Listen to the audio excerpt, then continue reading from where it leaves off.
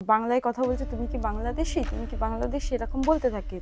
এবং এটাও বলে তুমি বাংলাদেশে নেই যে তুমি বাংলায় কথা বলছো। মেট্রোর ভেতরে ভিডিও করাটা অপরাধ, আমিও জানি, কিন্তু যেহেতু সে বাংলাদেশি বলেছিল তার প্রমাণ রাখার জন্য আমি ভিডিওটা করেছিলাম। এই ক্ষেত্রে মেট্রো বলে যে ভিডিও ডিলিট করে দিতে হবে। যে যাত্রা শুধুমাত্র ভাষার জন্য তিনটে আন্দোলন লড়ে নিয়েছে, সেই যাত্রা যদি আবার ভাষার জন্য মাথা চাড়া দেয়, খুব ভালো হবে কি? নমস্কার, আপনারা দেখছেন এই সময় অনলাইন। আমি মধুরিমা রয়েছি আপনাদের সঙ্গে। আমরা পশ্চিমবঙ্গের বাসিন্দা, স্বাভাবিকভাবেই আমরা বাংলা কথা বলি, বাংলায় নিজেদের মনের ভাব আদান প্রদান করি, সেটাতেই স্বতঃস্ফূর্ত বেশিরভাগ লোকজন। কিন্তু তারপরেও এই ভাষা নিয়েই লড়াই করতে হচ্ছে এই বাংলার মাটিতে দাঁড়িয়েই। ইতিমধ্যেই সোশ্যাল মিডিয়া জুড়ে জাতীয় পুরস্কারপ্রাপ্ত গায়িকা ইমন চক্রবর্তীর ঘটনা আপনারা জানেন।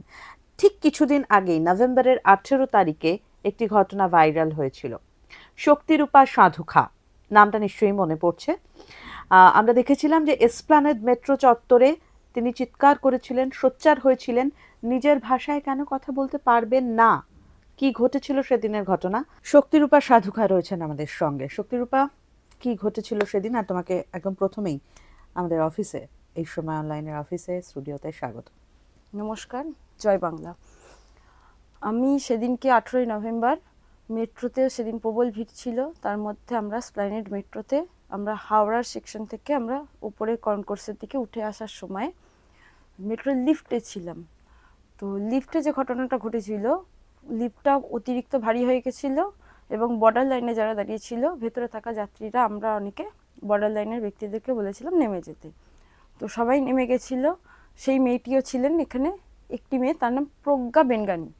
সে হাওড়ার বাসিন্দা। সেই প্রজ্ঞা বেনগানি, সে তখন যখন তাকে নামতে বলা হয়েছিল, সে জানিয়েছিল সে আইনের স্টুডেন্ট এবং সে যেহেতু একজন ছাত্রী তাই সে নামতে রাজি নয়, তার কলেজে দেরি হয়ে যাচ্ছে। এবার সেখানে সকলেরই অফিস, কলেজ, হাসপাতাল সব কিছুর দেরি হচ্ছিল, সবাই রেগে যায়, সবাই তাকে বারবার নামতে বলে এবং সে ক্রমাগত হিন্দি এবং ইংরেজিতে চিৎকার করে যাওয়াতে তাকে আমি অনুরোধ করেছিলাম যে বোন তুমি বাংলায় বলো।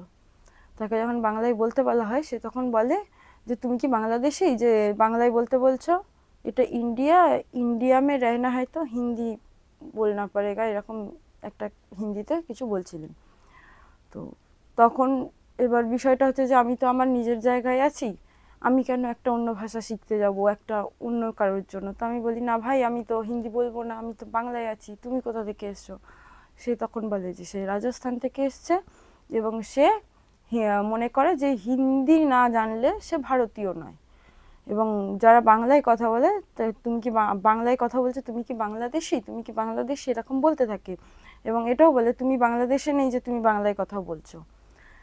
বিষয়টা হচ্ছে যে আমি আমার মানে পিতৃপুরুষ তারা প্রত্যেকে প্রায় 200 বছর ধরে এই কলকাতার বুকে তাদের বাড়ি, তারা প্রত্যেকে বাংলাই বলেছে, তাদের পক্ষে ইংরেজি, হিন্দি ইত্যাদি শেখার সুযোগ বা সময় ছিল না, তারা বাংলাই বলে ব্যবসা করে এই মাটিতে থেকেছে।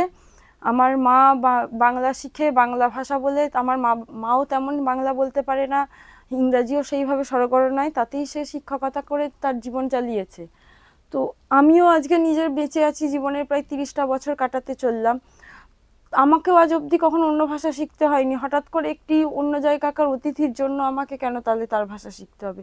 সে আমার এখানে এসে থাকে, খায়, এখানকার থেকে অর্থ উপার্জন করে, সে তো তার নিজের মাটিতে অর্থ উপার্জন করতে পারতো, কিন্তু না, তাকে এখানে ছুটে আসতে হয়েছে অর্থ উপার্জনের জন্য, ব্যবসার জন্য, যে কোনো কাজের জন্য। সে তো সরকারিভাবে ট্রান্সফার নিয়ে আসেনি, সে ব্যবসার জন্য এখানে এসেছে। তাহলে আমি কেন তার ভাষায় কথা বলতে বাধ্য হব? সে ব্যবসা করে আমার এখান থেকে টাকা নিয়ে যায় তার রাজ্যে, তাকেই তো আমার ভাষা শেখা উচিত। তো এই নিয়ে বচসা চলতে থাকে এবং সে তখন বলে যে সে আমাকে জেলে টেলে পাঠাবে। তো আমি বলি ঠিক আছে ভাই, চলো। আমি জিআরপি আসে এবং আমাদের দুজনকে ধরে নিয়ে চলে যায়। এবং জিআরপিতে যাওয়ার পরে আমি যেহেতু তার ভিডিও করেছিলাম, সে যখন আমার বাংলাদেশি বলতে শুরু করে আমি তখন ভিডিও করেছিলাম, তার জন্য মেট্রো জিআরপি বলা হয় যে আমি এবং প্রায় 3 ঘন্টা আমি তখন বলি যে সে আমাকে বাংলাদেশি বলেছে, আমি তার জন্য লিখিত অভিযোগ জানাতে চাই। এবং আমার যে ধারায় লিখিত অভিযোগ হয় আমাকে বাংলাদেশি বলার জন্য, জাতিদ্রোহিতা, ভাষাদ্রোহিতা ইত্যাদি, সংবিধানদ্রোহিতা, তো এগুলো কেস জিআরপিতে হয় না, এগুলো করতে গেলে আমাকে নিউ মার্কেট থানাতে যেতে হবে। তো তখন মেট্রো বলে যে নিউ মার্কেট থানা যদি আসে তাহলে আমাদের কেরিয়ারে লাল কালি পড়ে যাবে, আমরা আর কোথাও চাকরি বাকরি পাবো না, আমরা কোনোদিন কোনো কিছু করতে পারবো না, সমাজ জেলে চলে যাব দুজনেই। এই ধরনের হুমকি দেওয়ার পরে তখন আমি বলি যে না, আমি অভিযোগ তাও করব, কারণ আমাকে বাংলাদেশি বলা হয়েছে। আমি তখন এরকম প্রায় 3 ঘন্টা বচসার পরে মেট্রোর জিআরপির পুলিশরা বলে যে তারা বাড়ি যাবে, তাদের ছুটির সময় হয়ে গেছে, ডিউটি টাইম শেষ হয়ে গেছে, আমি কেন এতক্ষণ ধরে বসে আছি। আমি লিখিত অভিযোগ করব, তবে আমি ভিডিও ডিলিট করবো, নয়তো আমি ফোন খুলবো না, ফোনে হাত দিতে কাউকে দেবো না। এই নিয়ে ঝামেলা চলতে থাকে, বচসা একটানা বচসা চলতে চলতে শেষে 3 ঘন্টা পরে মেট্রো পুলিশ বলে যে সেই মেয়েটি নাকি ভুল করে বাংলাদেশি বলে ফেলেছে, সে আসলে বাংলাদেশি বলতে চায়নি। তখন আমিও বলি, মেয়েটি যদি আমাকে 4টে গালাগালো দিত আমি তাকে ক্ষমা করার কথা ভাবতে পারতাম, কিন্তু বাংলাদেশি বলার অর্থ হচ্ছে যে শুধু আমাকে বলা নয়, আমার মতন এই বাংলার 83% বাঙালি, শেষ জনগণনা অনুযায়ী বাংলায় 86% বাঙালি আছে, যার মধ্যে 83% বাঙালি বাংলা ভাষা ছাড়া অন্য কোনো ভাষা সঠিকভাবে বলতে, লিখতে এবং পড়তে পারেন না। আমি সেই 83% বাঙালির প্রতিনিধি, বাংলার সংখ্যাগরিষ্ঠ জনগণ হিসেবে আমি তাদের কাছে এটা অপমান। কারণ কলকাতা মেট্রো তো শুধু কলকাতার মেট্রো নয়, এখানে প্রত্যেক দিন গ্রাম থেকে, গঞ্জ থেকে, পাহাড় থেকে বহু মানুষ আসেন। তাদের কাছে লেখাপড়াটাই অনেকের নেই। তারা কেন ছুটে আসেন কলকাতায়? প্রশাসনিক কাজের জন্য, একটা চিকিৎসার জন্য, মরণাপন্ন মানুষকে বাঁচানোর জন্য। তারা এই সমস্ত কাজের জন্য এখানে এসে শুধুমাত্র কলকাতা শহরে বাংলার রাজধানীতে এসছে বলে তাদেরকে একটা অন্য ভাষা শিখতে হবে, নয়তো তাদেরকে বলা হবে তারা অন্য রাষ্ট্রের নাগরিক। সেই সময় আপনিও সেখানে উপস্থিত এবং যার কথা আপনি বলছেন প্রজ্ঞা বেনগানি, তিনিও উপস্থিত ছিলেন। তারপর কি হলো? এবং এরপরে কি শেষ পর্যন্ত অভিযোগ দায়ের করতে পারলেন না? তারপরে যেটা বলা হলো যে মেয়েটি আমি তখন বললাম যে এর তো লিখিত ইয়ে ছাড়া আমি কোনো ইয়ে নেব না।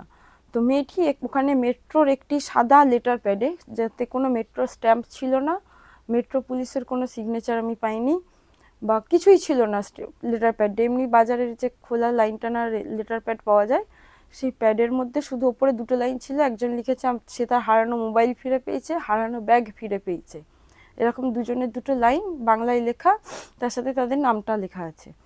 তার নিচে ওই মেয়েটি ইংরাজিতে কিছু একটি লিখে দেয়, প্রজ্ঞা দেবী, এবং লেখার পরে আমাকে বলা হয় যে ও ক্ষমা চেয়ে নিয়েছে, আবার তুমি ক্ষমা চাও। মেয়েটি কী লিখেছিল আমাকে মেট্রো পুলিশ জানায়নি বা পড়তেও দেয়নি সেইভাবে। আমি তখন সমস্ত ঘটনাটি উল্লেখ করে মেট্রোর ওই লেটার প্যাডেতেই আমি লিখি যে ঠিক আছে, আমিও অনেকক্ষণ ধরে আটকে পড়ে আছি, সেখানে বেরোতে চাইছি। আমিও লিখে দিই যে ঠিক আছে, আমি ভিডিও ডিলিট করলাম। বললে আমি তৎক্ষণাৎ সেখানে 5 জন মেট্রো জিআরপির সামনে, মেট্রোর জিআরপির অফিসে তাদের সিসিটিভি ক্যামেরার মধ্যে সেই ভিডিওটি আমার ফোন থেকে এবং আমার ফোনের রিসাইকেল বিন থেকে সম্পূর্ণভাবে ডিলিট করে দেওয়া হয়। দিয়ে আমি সই করি সেই লেখাতে, দিয়ে আমি তখন বেরোতে চাই। তখন সেই মেয়েটির কিছু মনে হয় এবং মেয়েটি বলে যে ওর সোশ্যাল সাইট দেখতে হবে, আমার সোশ্যাল সাইটের হ্যান্ডেল, সোশ্যাল মিডিয়া এবং মেসেঞ্জার চেক করবে। এবার এটা তো আরো একটা অপরাধ, কারো ব্যক্তিগত মেসেঞ্জার চেক করা, এটাও তো অপরাধের শামিল। তো আমি সোশ্যাল সাইট, আমার যে পাবলিক সোশ্যাল সাইট, আমার সোশ্যাল সাইট কোনোটাই লক করা নেই। আমি পুলিশকে তৎক্ষণাৎ খুলে দেখিয়ে দিই যে আমার সোশ্যাল সাইট পাবলিক পোস্ট করা থাকে, আপনারা দেখে নিন, কোনো পোস্ট আমার লুকানো থাকে না। দেখে নিলেন তারা। তো আমি বললাম যে না, মেসেঞ্জার তো আমি দেখাতে বাধ্য নই, বা আমি ব্যক্তিগত মেসেজ আমি কেন দেখাবো? আমি আমার মেসেঞ্জারে পরিবারের সাথে কথা বলি, বন্ধুদের সাথে কথা বলি, আমার অনেক আত্মীয় স্বজন আছে, আমি কেন তাকে দেখাতে যাব? আমি মেসেঞ্জার দেখাতে রাজি হইনি। এবং শেষে তখন পুলিশ আমাকে এটা বলে যে আমি খাকি পোশাকের পাওয়ার জানি না, ইত্যাদি ইত্যাদি। আমাকে 5 জন মিলে ঘিরে ধরে প্রচণ্ড মেন্টালিভাবে প্রেশার ক্রিয়েট করতে থাকে। কিন্তু আমি আমার অবস্থানে স্থির ছিলাম যে না, আমি মেসেঞ্জার তো কোনোভাবে দেখাবোই না। উপরন্তু তাহলে যদি এরকম হয়ে থাকে, মেসেঞ্জার দেখাতেই হয়, তাহলে আমি লিখিত অভিযোগ জানাচ্ছি। ওনার প্রজ্ঞা দেবীও লিখিত অভিযোগ জানান যে আমি তার ভিডিও, তার অনুমতি ছাড়া ভিডিও করেছি, সে লিখিত অভিযোগ জানাক, তাহলে তো তবেই না ভিডিও ডিলিট করার প্রশ্ন আসবে, তা নয়তো তো কোনো আসছে না। দিয়ে এই জায়গা থেকে তখন আমাদেরকে মেট্রো জিআরপি অফিস থেকে তুলে স্প্ল্যানেডে একটি কলকাতা পুলিশের আরেকটি অফিস আছে ওপরে, সেইখানে নিয়ে যাওয়া হয়। সেখানে যাওয়ার পরে সেখানে নিউ মার্কেট থানার সেখানে যাওয়ার পরেও মেয়েটি কিন্তু এই পুরো সময়ের মধ্যে একবারও চুপ থাকেনি। একটানা কন্টিনিউ একটাই কথা চিৎকার করে গেছে, ইন্ডিয়া में रहना है तो হিন্দি बोलना पड़ेगा, ইন্ডিয়া में रहना है तो হিন্দি बोलना पड़ेगा। মানে সেদিন এক তো পুলিশ আমার ওপরে এরকম প্রেশার দিচ্ছে, জিআরপি, হ্যাঁ, তার সাথে এই মেয়েটি এরকম ভাবে অদ্ভুত একটানা চিৎকার করেই যাচ্ছে। নিউ মার্কেট থানার পুলিশ কোঅপারেটিভ ছিল? নিউ মার্কেট থানার পুলিশ আসার অর্থাৎ কলকাতা পুলিশের পক্ষ থেকে কোঅপারেশন কিছুটা হলেও পেয়েছেন। এবার আপনার পুরো ঘটনাটা আমি শুনলাম, এরপর ভাইরাল হলো পোস্ট, নিশ্চয়ই ওটা অন্য কেউ সেই সময় লিফটে ছিলেন যিনি তুলে পোস্টটা ভাইরাল করেছেন, নইলে হয়তো এত ঘটনা সামনে আসতো না, কারণ আপনি নিজের মতো করে ফেস করতেন, করে চলে আমি প্রায় 5 ঘন্টা মেট্রো জিআরপির ভেতরে ছিলাম, তারপর সেখান থেকে বেরিয়ে আসি, দিয়ে সেদিন সন্ধ্যেবেলা তো আমি বাড়ি চলে যাই। পরের দিন সকালবেলা দেখি, সেদিন আমি রাত্রিরে দেখতে পাই ভিডিওটি সোশ্যাল সাইটে ঘুরে বেড়াচ্ছে। আমি তখন সেখান থেকে ভিডিওটি ডাউনলোড করে পুরো ঘটনাটি লিখে নিজের ব্যক্তিগত হিসেবে পোস্ট করি। এই মুহূর্তে দাঁড়িয়ে, মানে এটা ধরুন 18ই নভেম্বরের ঘটনা, আর এই মুহূর্তে দাঁড়িয়ে গত 1 থেকে 1.5 দিন ধরে আমরা দেখছি যে ইমন চক্রবর্তীর যে ঘটনাটা ঘটেছে, সেই ঘটনাটা আপনি নিশ্চয়ই দেখেছেন।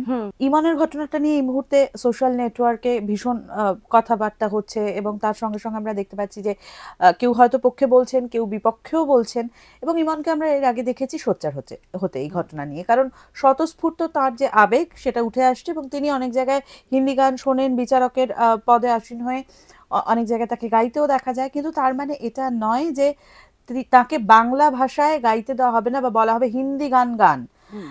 এই যে পুরোটা এই বিষয়টা আপনি কিভাবে দেখেন? মানে আপনার সঙ্গে যেহেতু সদ্য ঘটনাটা ঘটেছে এবং তার পরে পরেই এই ঘটনাটা ঘটলো, আপনার মতামতটা জানতে চাইছি।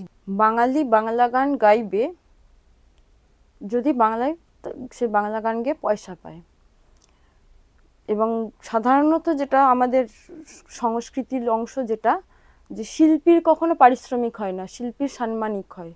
অনেকেই দেখলাম যে ইমন চক্রবর্তীর এই ঘটনাটা নিয়ে এরকম বলেছেন যে আমরা পয়সা দিয়েছি, আমরা যা বলবো তাই গাইবে। সেটা হয় না ভাই, যে শিল্পী তার একটা সম্মান থাকে, সে যখন স্টেজে দাঁড়িয়ে থাকে সে যেটা গাইবে তোমাকে সেটাই শুনতে হবে। খুব জোর তুমি তার রুচি অনুযায়ী তার গাওয়া কোনো গান তুমি তাকে অনুরোধ করতে পারো, কিন্তু তুমি তাকে অন্য কোনো ভাষার গানকে অনুরোধ করতে পারো না, এটা নিয়ম। এবং সে একজন পতিতযশা শিল্পী, তার নিজস্ব অসংখ্য গানের রেকর্ড আমাদের বাংলায় আছে, এবং সেগুলো প্রত্যেকটা আমরা প্রত্যেকে বিভিন্ন সময় কলার টিউনে, রিংটোনে, রিলসে শুনতে পাই। এবং ঘটনাটা হচ্ছে যে শুধু ইমন চক্রবর্তী নয়, ঘটনাটা হচ্ছে আরও অনেক গায়ক গায়িকা বারবার বাংলায় এই প্রতিবাদ করেছে। ইমন চক্রবর্তী পূর্বেও আর একবার প্রতিবাদ করেছিলেন, আবার এর আগে নচিকেতা চক্রবর্তী প্রতিবাদ করেছিলেন, আমরা শুনেছিলাম। উনি বলেছিলেন কি বাংলায় থেকে বাংলা গান শুনতে ভালো লাগছে না। এছাড়া আরও অনেক অসংখ্য ছোট ছোট বাংলা ব্যান্ডের গায়ক গায়িকারা তারা বারবার বিভিন্ন জায়গায় চিৎকার করে বলেছেন কেন ভাই বাংলা গান গাই, শুনবে না কেন। এবং দেখা গেছে যে দর্শকদের মধ্যে থেকে যারা সাধারণত আশেপাশের রাজ্য থেকে আসা ছাত্রছাত্রীরা আছেন আমাদের রাজ্যে, তাদের পক্ষ থেকে এই ধরনের অনুরোধগুলো বেশি উঠে আসে। বাঙালি বাংলা গান গাইবে, হিন্দি গান গাইবে, মারাঠি গান গাইবে, এবং তার রোজগারের জন্য যা তার প্রয়োজন সেটা সে করতে পারে, কিন্তু তার মানে এই নয় যে তাকে আমরা হিন্দি গান চাপিয়ে দিতে পারি বা তাকে জোর করতে পারি এর জন্য। এবং শুধু তাই নয়, আমরা যদি ভারতের অন্যান্য রাজ্যগুলোতে দেখি, সেখানকার বাসিন্দারা, এমনকি এআর রহমান, মানে ভারতের একজন প্রায় বিশ্ববিখ্যাত একজন সঙ্গীত সুরকার, সঙ্গীত শিল্পী, তিনিও কিন্তু তার মাটিতে দাঁড়িয়ে হিন্দি বলা পছন্দ করেন না। তার প্রতিবাদের একটি ভিডিও একসময় খুব ভাইরাল হয়েছিল, সেখানে কিন্তু তাকেও দেখা গেছে সে নিজের ভাষা ছাড়তে রাজি নয়। এআর রহমানের মতন একজন শিল্পী, যার অসংখ্য হিন্দি, তামিল, তেলেগু, মারাঠি গান সারা ভারত মোহিত হয়ে শুনছে, সেই ব্যক্তিও যদি তার নিজের মাতৃভাষা পরিত্যাগ না করে, তাহলে আমরা কেন করব? আমাদের গানের ক্ষেত্রে সে তো তার নিজের মাতৃভাষায় কথা বলে। মানে আপনার এই বক্তব্যে যেহেতু দক্ষিণ ভারতীয় ভাষার কথা উঠে আসছে, এখানে নিশ্চয়ই অনেকেই জানেন দক্ষিণ ভারতের মানুষজন তাদের প্রতিটি মানে অঞ্চলের ভাষা এবং তাদের সংস্কৃতি নিয়ে ভীষণভাবে রিজিড, এবং তারা মনে করেন তাদের যে এই জিনিসটা আছে সেটা উত্তরোত্তর যাতে আরও বেশি ঐতিহ্য বহন করতে পারে সেই কাণ্ড কারখানাগুলোই কিন্তু তারা করেন। ওখানে গিয়ে ইংরেজিতে বিশেষ কেউ কথা বলেন না, তারা তাদের ভাষার বাইরে বেরোন না। এমনকি আমি বলবো যে লোকসভায় দাঁড়িয়ে আমরা দেখেছি দেশের অর্থমন্ত্রী নির্মলা সীতারামন তিনি যে বক্তব্য রেখেছেন, আপনি নিশ্চয়ই দেখেছেন, কি বলবেন সেটা নিয়ে? যখন কেউ নিজের প্রথমত ভারতের সংবিধান অনুযায়ী ভারতের রাজ্যগুলো যখন ভাগ করা হয়েছিল, ভাষার ভিত্তিতে ভাগ করা হয়েছিল। এবং এই একই কারণে বিহার ফর বিহারিজ বলে একটা পশ্চিমবঙ্গে একসময় একটা আন্দোলন শুরু হয়েছিল, বৃহত্তর সেই আন্দোলন ছিল। এবং তার ফলে আগে বাংলা এবং বিহার একসাথে একটি মাত্র রাজ্য ছিল, কিন্তু মার্চ মাসে, খুব সম্ভব আমি দিনটা ভুলে যাচ্ছি, মার্চ মাসের একটি দিন ছিল যেদিন বাংলা থেকে বিহারকে বিহারিদের জন্য ভাগ করে দেওয়া হয়েছিল। এবং এই বিলেতে বিহারিদের পক্ষ থেকে যেটা উল্লেখ করা ছিল যে বিহার রাজ্য খাদ্য সংস্কৃতি এবং ভাষাগতভাবে বাংলার মানুষদের তুলনায় আলাদা, তাই তাদের অন্য রাজ্য দরকার। এই শর্তেই তাদেরকে বিহার রাজ্য দেওয়া হয়েছিল এবং তখন বিহার এবং ঝাড়খণ্ড একসাথে আলাদা হয়েছিল। পরে আবার ঝাড়খণ্ড আলাদা হয় এবং ঝাড়খণ্ড থেকে কিছুদিন আগে আলাদা হয়, এবং তার আগে ঝাড়খণ্ড থেকে পুরুলিয়াকে আমাদের পশ্চিমবঙ্গে অন্তর্ভুক্তকরণ করা হয় 1 নভেম্বর, যাকে আমরা মানভূম দিবস হিসেবে পালন করে থাকি। এবং মানভূম দিবসটাও খুব সহজে আসেনি। ঝাড়খণ্ডের বিস্তীর্ণ অংশ জুড়ে আছেন বাংলাভাষী মানুষেরা যারা বাংলায় কথা বলেন, বাঙালি, কিন্তু তারা সেখানে বাংলায় স্কুল পান না, তারা সেখানে বাংলায় ভোটাধিকার, বাংলায় কোনো রকম কোনো কিছু পান না, অথচ তাদের সেটা সাংবিধানিকভাবে পূর্ণ অধিকার। এবং তার জন্যই তারা প্রায় 300 কিলোমিটার পথ তারা হেঁটে এসে, প্রায় 10,000 মানুষ হেঁটে এসেছিল এবং তাদেরকে গ্রেপ্তারও হতে হয়েছিল। আমাদের মহাকরণের সামনে রক্তই ভেসে গেছিল, তাদের রক্তে, ননিবালা দেবীর রক্তে। তারা চেয়েছিল একটাই, ভজহরি মাহাতোর রক্তে। তাদের একটাই দাবি ছিল, আমরা বাঙালি, আমাদের পশ্চিমবঙ্গে যুক্ত করা হোক। এবং এই শর্তেই তাদেরকে পুরুলিয়া পশ্চিমবঙ্গ রাজ্যের সঙ্গে অন্তর্ভুক্ত হয়েছিল। তো ভারতের প্রত্যেকটা রাজ্য যখন তাদের নিজেদের ভাষার রক্ষা করতে চায় এবং ভারতের সংবিধান তাদেরকে এই পূর্ণ অধিকার দিয়েছে, আমি কোনো রাজ্যের মধ্যে কোনো দোষ দেখি না। বাঙালি বাংলা ভাষার জন্য পৃথিবীর ইতিহাসে 3টে ভাষা আন্দোলন করেছে। একটা যেটা বাংলাদেশে হয়েছিল, সেটা বাংলা ভাষার জন্যই আন্দোলন হয়েছিল, তাতে ভারতীয়দেরও যোগদান ঘটেছিল একটা সময়। এছাড়া হচ্ছে একদম খোদ ভারতের মাটিতে ঘটেছিল বরাক ভাষা আন্দোলন। বরাক ভাষা আন্দোলনে এই পৃথিবীর সর্বকনিষ্ঠ ভাষা শহীদকে পেয়েছিলেন, কনিষ্ঠা ভাষা শহীদ কমলা ভট্টাচার্য। তো কমলার চোখে গুলি লেগেছিল, মাথার ঘিলু ছিটকে তার মায়ের শরীরে ছিটিয়ে গেছিল, সে মারা গেছিল। কিন্তু তার আন্দোলন আজও, মানে বরাক অঞ্চলের মানুষেরা তার নিজেদের ভাষায় কথা বলছে, মাতৃভাষায়, এবং নিজেদের মাতৃভাষায় গরিমা রেখেছে।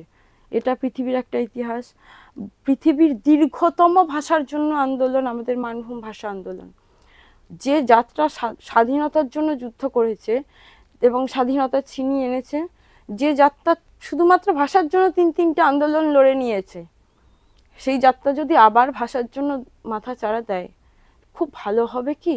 সংবিধানের ওপরে তো ভারতের রাষ্ট্রপতিও নয়, তাহলে সংবিধানের অধিকার শুধুমাত্র যে মানে ভারতের অন্যান্য রাজ্য তো তাদের নিজেদের ভাষাকে মেনে নিচ্ছে এবং তারাও চাই যে বাংলায় বাংলা কথা হবে, তারা তো বলতে আসছে না এখানে এসে।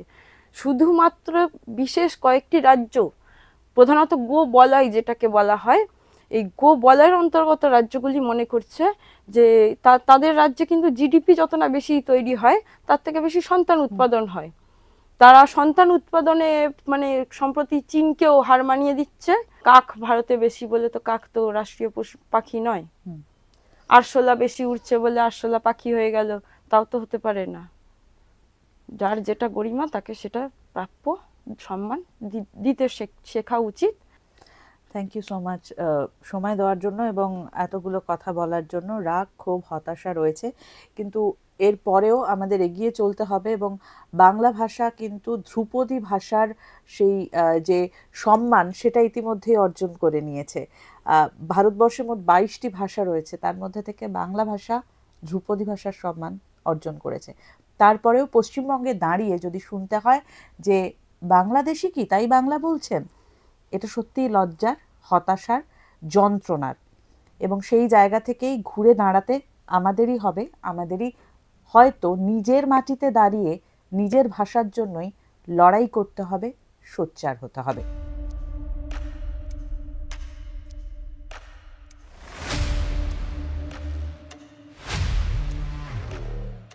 ফলো করুন এইসময়.com। আপডেটেড ভিডিও স্টোরির জন্য সাবস্ক্রাইব করুন আমাদের ইউটিউব চ্যানেল।